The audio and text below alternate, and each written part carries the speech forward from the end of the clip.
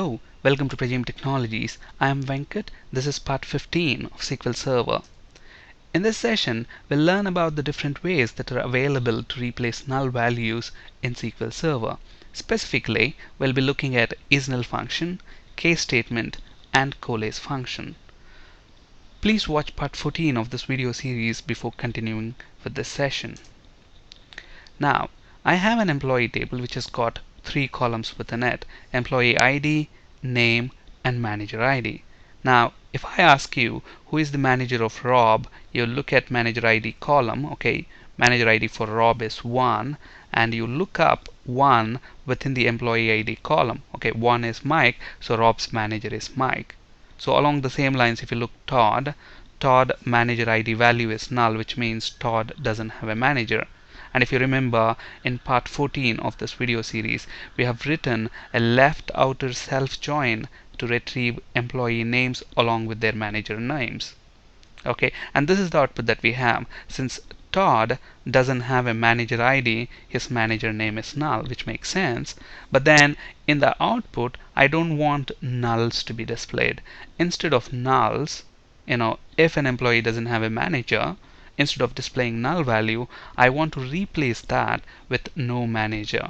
Okay, so instead of an output like this, I want an output like this. Any employee, if he doesn't have a manager, don't display nulls. Replace those null values with this no manager word.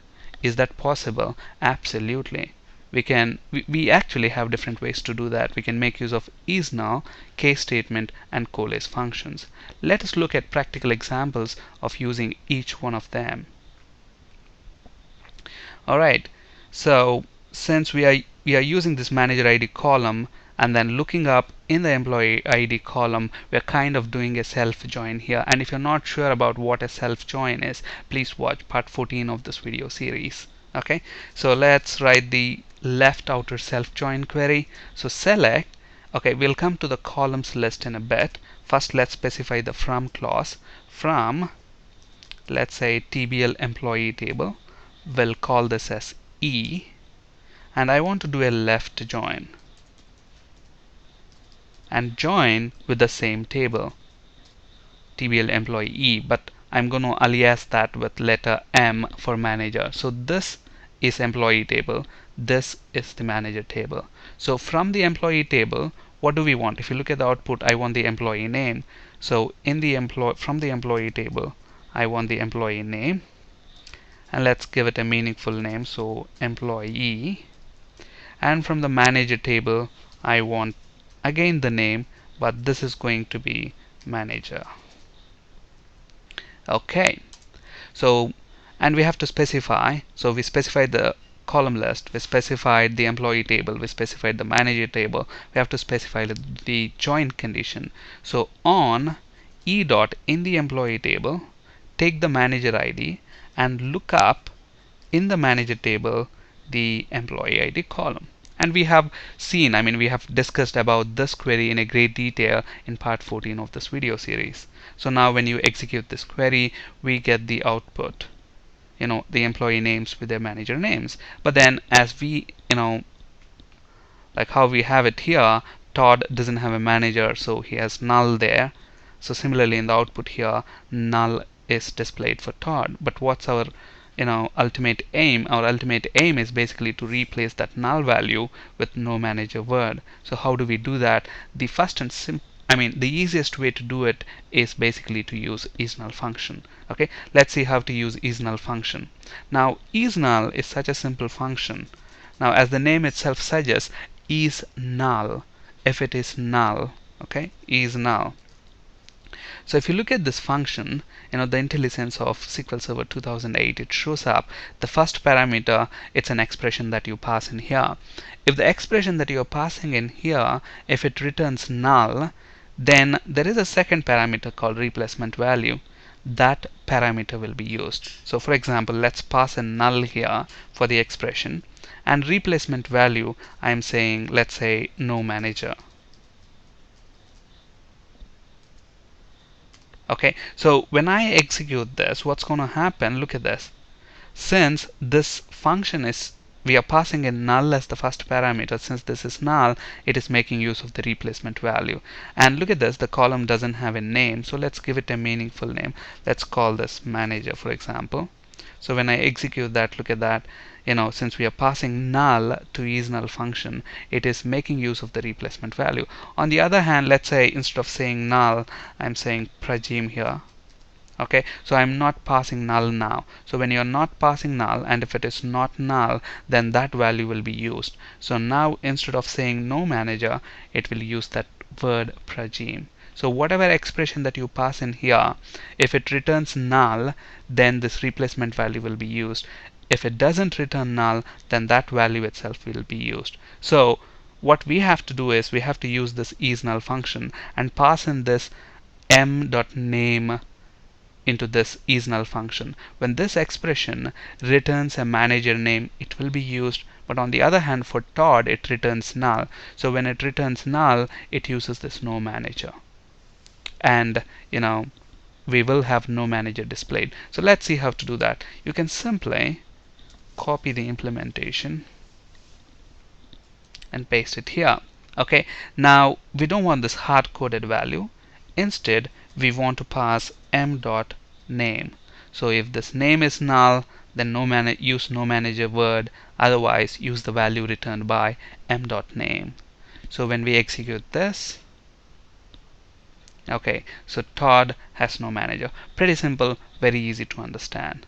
Along the same lines, you can actually use coalesce function as well. So another way to replace null value is to use coalesce function. And if you look up the definition of coalesce function in MSDN books online, it says it is used to replace, it returns the first non-null value. What do we mean by that? Don't worry about that for the time being. We're going to talk about coalesce function in a very great detail in the next session. But for now, understand that the usage of coalesce function is pretty much similar to isNull function, but there is much more to it. Okay, it is basically used to return the first non-null value. Very powerful function. We'll be talking about that piece in the next session. Okay, but what you can do is coalesce function implementation, using coalesce function is a little similar to isNull. So coalesce, and the way I follow to remember the spelling of this function, that's a little tricky.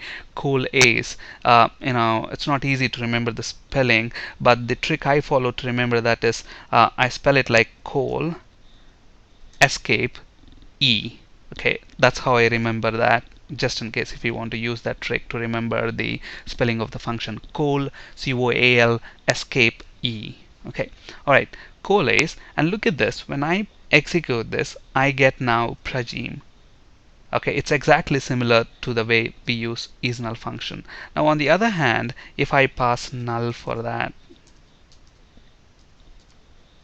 when I press F5, look at that, I get no manager. But then coalesce is much more powerful than isNull. You can pass in multiple expressions to that, and it returns the first non-null expression value, which we'll be talking about in the next session in a great detail. But for now, just understand coalesce usage is much similar to isNull function. Okay, so if you want to use coalesce, all you have to do is instead of isNull, just specify coalesce, coal escape E. And when I execute this, obviously Todd, instead of displaying null, we have no manager. And the final way to do it is to use case statement. Okay, now you have this case statement is also very simple. Basically case, the way you use it is case, you specify case keyword, and then you specify an expression here.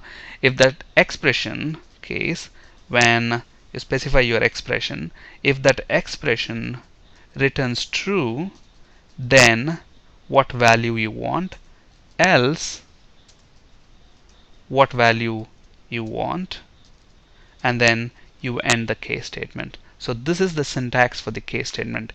Case, when you specify the expression, this expression returns a true or a false. Okay, if that expression returns true, then use the value here. On the other hand, if it returns false, then use the value in the else part. and this is the end for case statement. So within case you can have as many expressions as you want. Okay, but here we only have one expression. Okay, so instead of using coalesce here, what you basically can do is you can also use the case statement. So case when